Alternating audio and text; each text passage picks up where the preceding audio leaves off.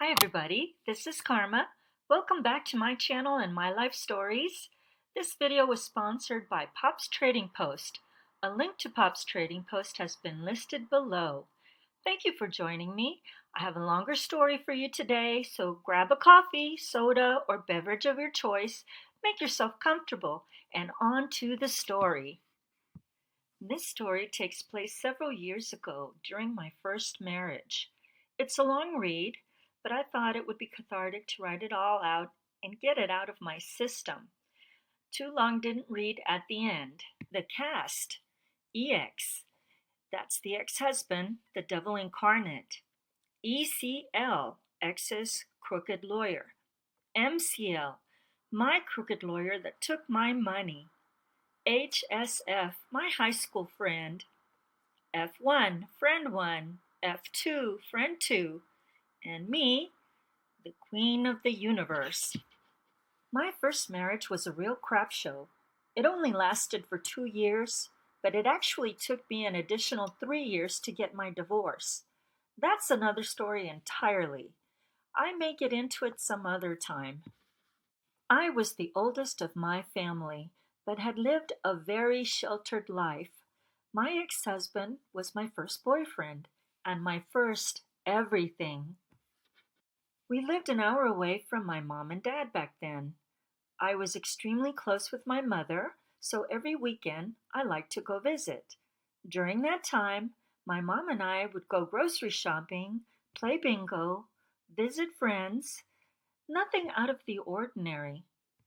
My ex-husband went on a visit with me once and then refused to ever go again, but took every opportunity to scream that I was going to visit my mother every week because I was cheating on him with someone in my old hometown.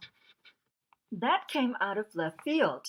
I always invited him to come with me, but number one, he never asked me to spend the weekends with him.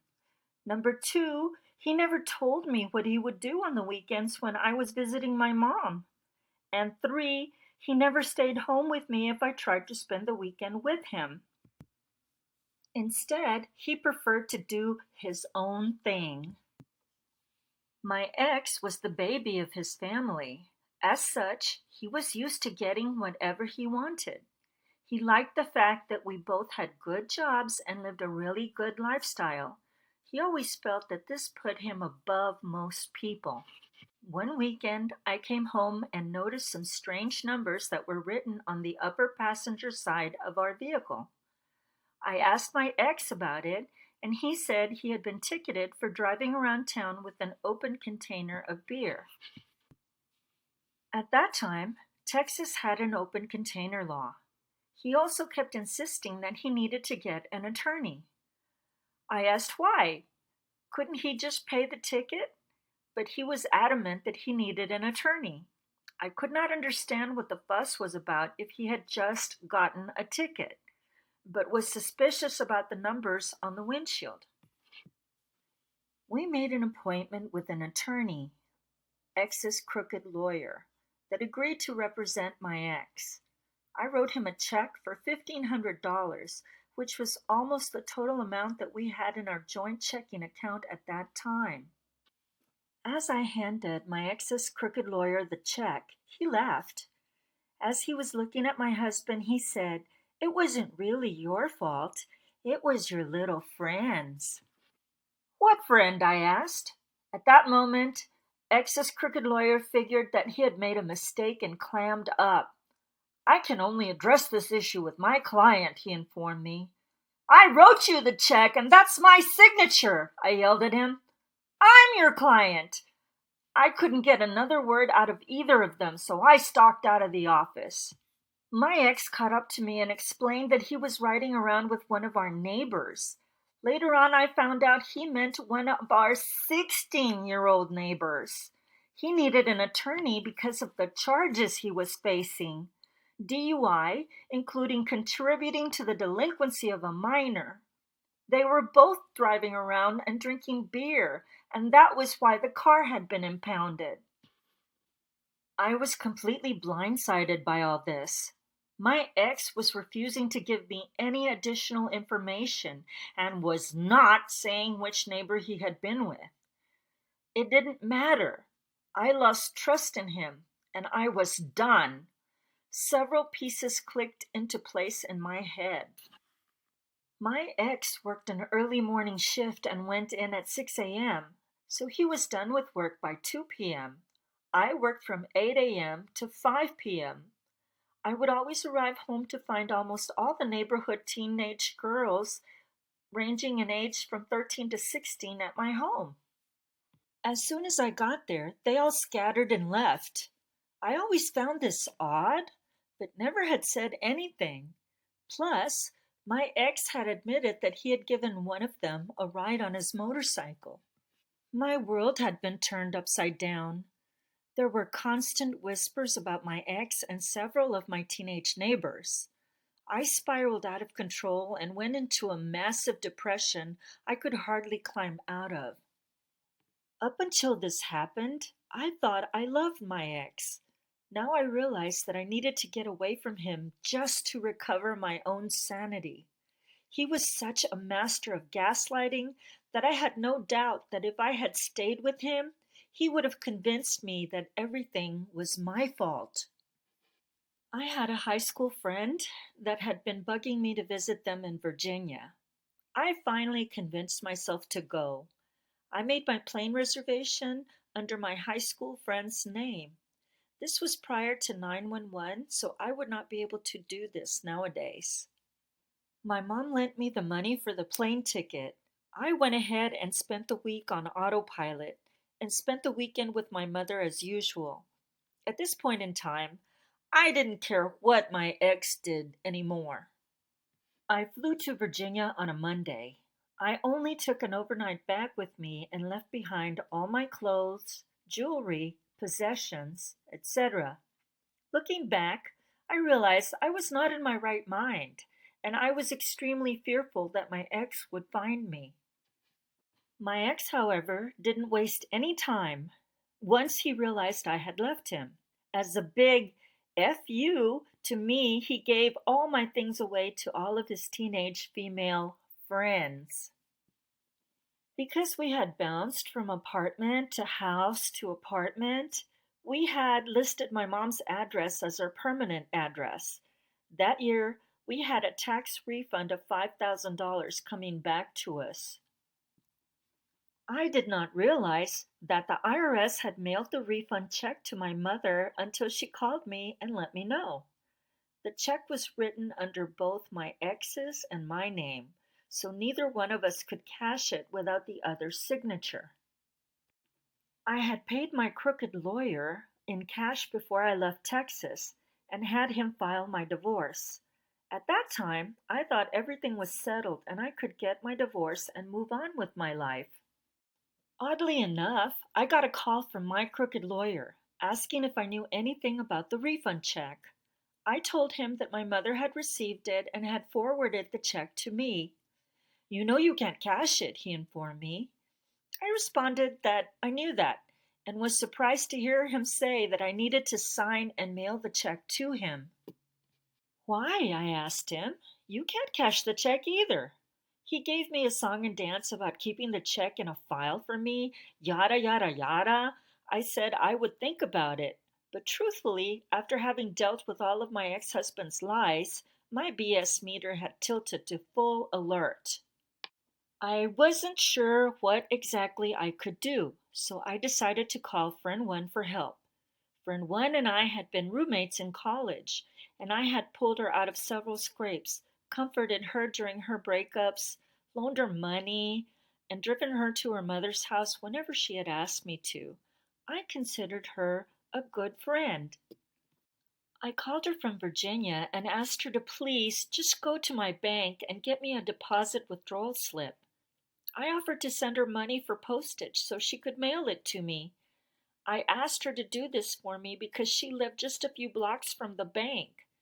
She said she would help me and then refused to take or return any more of my calls. She never responded to any of my pleas for help. As I went round and round, I remembered that I had not closed any of the joint accounts that I had with my ex. Most of those accounts had been charged up to their limits or decimated by my ex. But when I called the bank where we had our joint checking account, I was advised that the account was still open. My ex had withdrawn everything and had only left $25 as required for the account to stay open. I spoke to a very nice lady and informed her that I was out of state and had an IRS refund check. I asked if I could deposit it and asked how long it would take before I could make any withdrawals. She gave me the information and I advised her that I was overnighting the check to their branch the next day.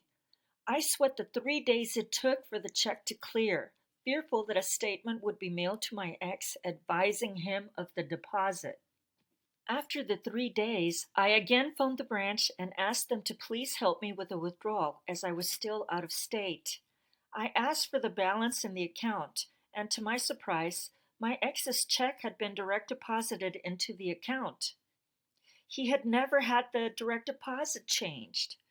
A few days later, I received a draft from the bank for $6,000 under just my name. I was immensely grateful. My ex had a good time charging up all our credit cards, bought a new car, and voluntarily repoed the vehicle I had left behind that was under both of our names, and had even taken out an additional $4,000 on a signature loan we had. He had messed up my credit so much, I was unable to get another job in the field I worked in. Because of this, I was unable to find work for over a year. During that year, I had struggled just to stay alive. I can honestly say that the $6,000 I withdrew out of the bank was the only thing I got out of my marriage to my douchebag ex. I had a friend two, that knew both me and my ex. She later called me to inform me that she knew I had gotten the $6,000. She congratulated me and advised me that the day I had talked to my crooked lawyer, my ex had been in the office with him. He had listened to my conversation with my crooked lawyer. Apparently, my ex had struck up a deal with my crooked lawyer to get me to send the check to him and promised my crooked lawyer that he would split the refund with him, 50-50. I asked friend two why she had not told me this before, as she had been in contact with me throughout my divorce proceedings. She quickly changed the subject. Friend two informed me that my ex had never expected me to cash that refund check, and he was counting on it. When I withdrew the IRS refund and his paycheck from the bank, he was unable to pay his bills. So now he was working his regular job and delivering pizzas. As my ex was as entitled as they come, I knew this had to have killed him. I had to fly back to Texas to find another attorney and to refile for divorce. Thankfully, this time I was able to complete the process and I was free of my ex. I really do believe that if my ex had come to me and said, "Hey, I'm tired, sad, bored, or whatever," we could have had an amicable split and I would have split everything, including the refund 50-50 with him. As it was, he kept everything, all our assets, except for those $6,000, and I still got half of all our debt. Worth it. In Texas, there is a law that states that you have to be divorced for 30 days before you can remarry. My ex threw salt in my wounds by waiting those 30 days and then immediately remarrying. One of my brothers ran into him at a shopping mall a few years ago. Apparently, he married someone just as entitled as he was. She turned the tables on him, and he seemed like a shadow of his former self. I met my now husband when I was 30 years old. I've been happily married to him ever since. My ex-husband was an adulterer and a horrible chapter in my life. Even though I was angry at the time of my divorce, I never wished for any harm to come to him, but apparently karma took care of him for me. Too long didn't read? My ex cheated on me with a 16-year-old teenage girl, and it wound up costing him $5,000 and an entire $1,000 paycheck. Whoa, that was quite a story. When I first read her story, I could tell that she was an innocent that had to deal with some very ugly truths regarding her now ex-husband. I'm glad that she kept her wits about her and she was able to get at least something from her marriage. Let me know in the comments section if you had to go through something similar or worse with an ex.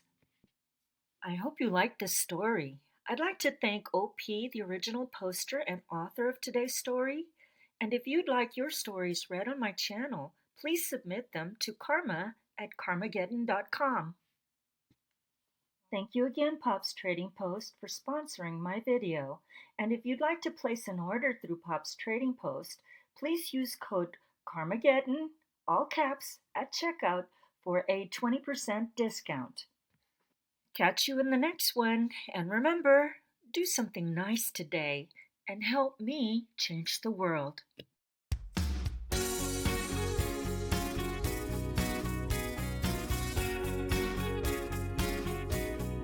It's not their turn, it's my turn to shine. Like the rays of the sunlight reaching out my arms. Thank you for watching, and if you like this video, please give me a thumbs up, and comments will help my channel grow. Feel free to share with anyone and subscribe to not miss any new videos that come out. Laters!